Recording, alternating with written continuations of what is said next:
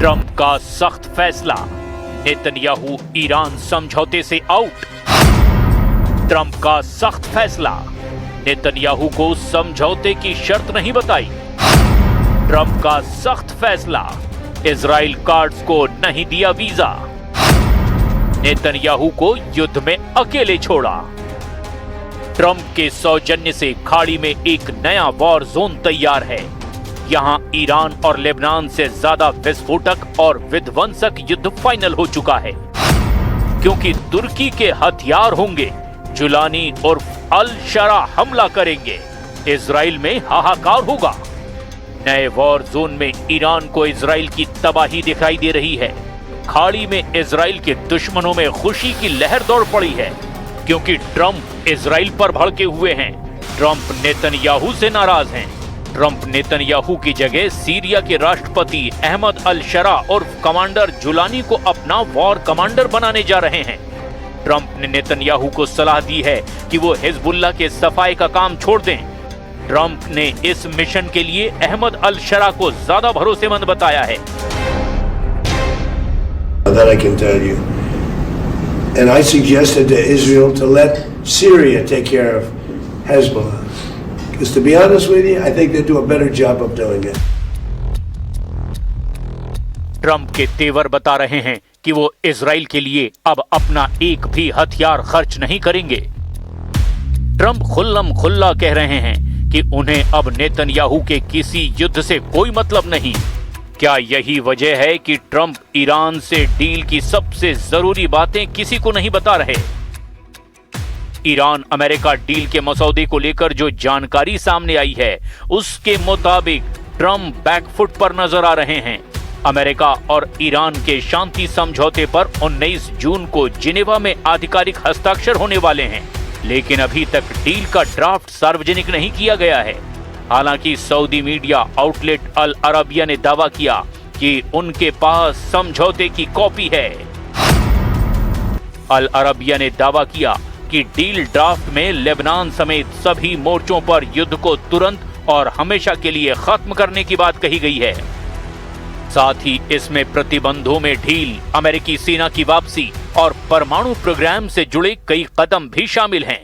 समझौते में ईरान को 300 अरब डॉलर की फंडिंग का इंतजाम का जिक्र है, जिसे ईरान युद्ध का हर्जाना बताया जा रहा है। ट्रंप ने 300 अरब डॉलर मुआवजे वाले दावे को झूठा कहा है। Is the text of the agreement now final, or are you still? No, it's false.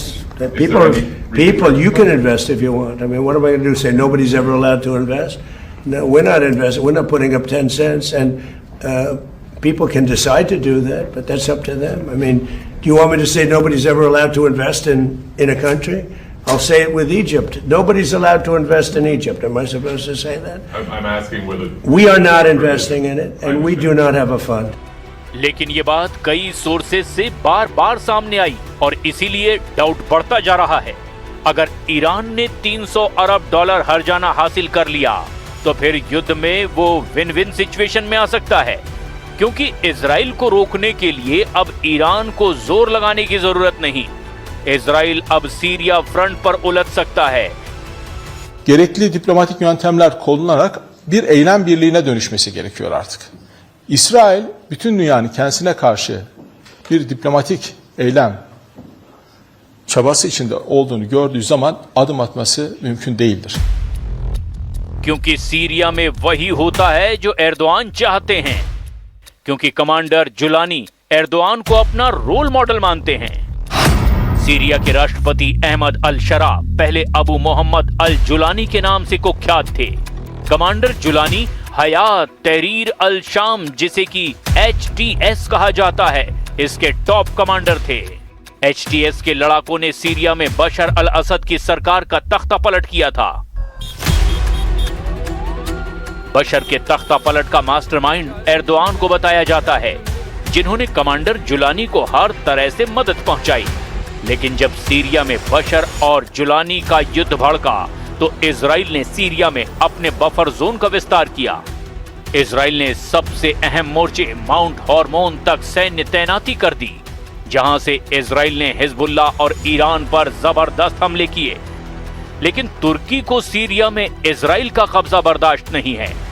अब ट्रंप के दिए ऑफर से कमांडर जुलानी और एर्दोआन को इजराइल से बदला लेने का सही मौका मिल गया है। तुर्की, सीरिया, लेबनान और ईरान का गठबंधन इजराइल पर भयानक हमले का प्लान बना रहा है। इजराइल पर ईरान बहुत भारी पड़ने लगा है। ट्रंप की बेरुखी ने नेतन्याहू के होश उड़ा दिए हैं। ईरान से डील करने के लिए बेचैन ट्रंप ने इजराइल पर 14 सख्त फैसले लिए हैं।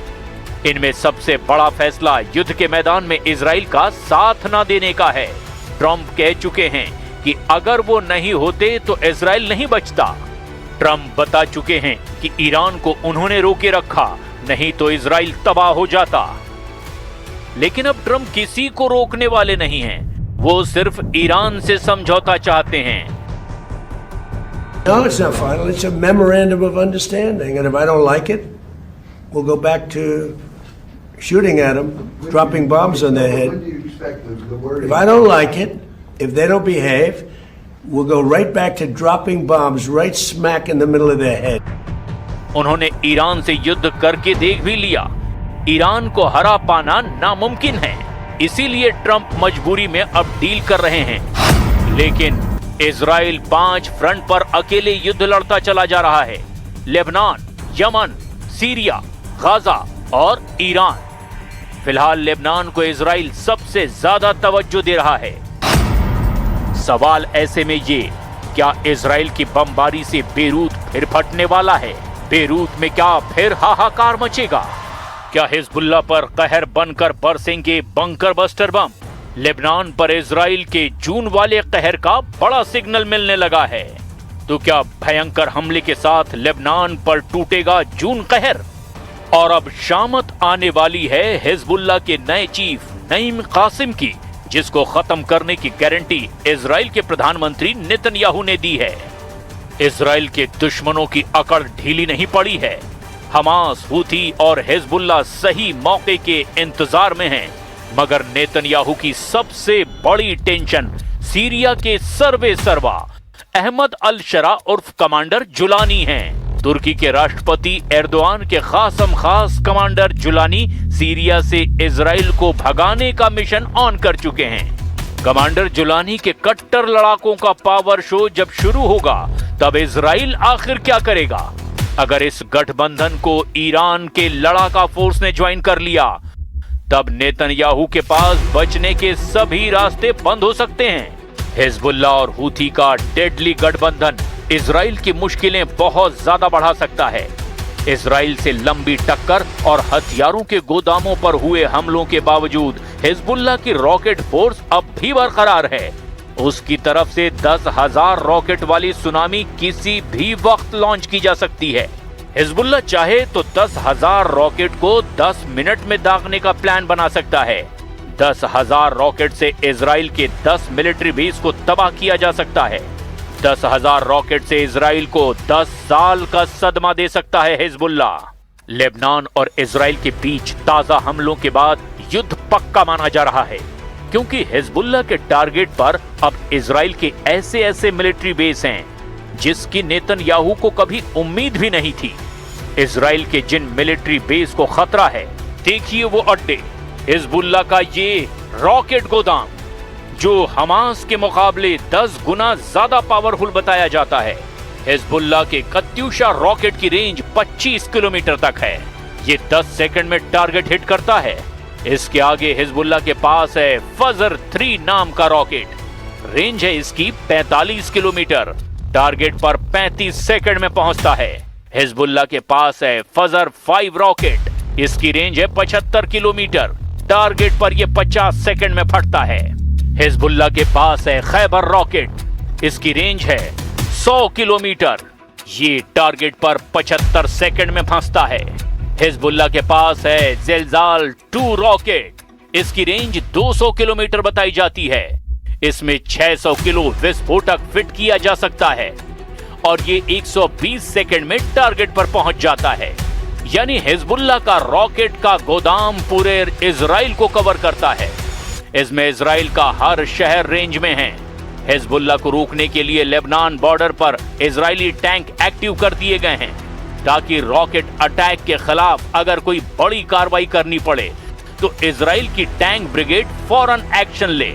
हिजबुल्लाह के रॉकेट को लेकर बड़ा खतरा उत्तरी इजराइल में ज्यादा है, क्योंकि यहां पर हिजबुल्लाह के छोटी दूरी के रॉकेट पहले ही कहर मचा चुके हैं। लेकिन हिजबुल्लाह के पास ऐसे रॉकेट और मिसाइल भी हैं जो सीधे तेल अवीव को टारगेट कर सकते हैं। इसी वजह से नेतन्याहू लेबनान पर हमले बंद नहीं कर रहे हैं, जिससे साफ है कि ईरान अमेरिका समझौते के बाद भी खाड़ी में बारूदी धमाके बंद नहीं होने वाले।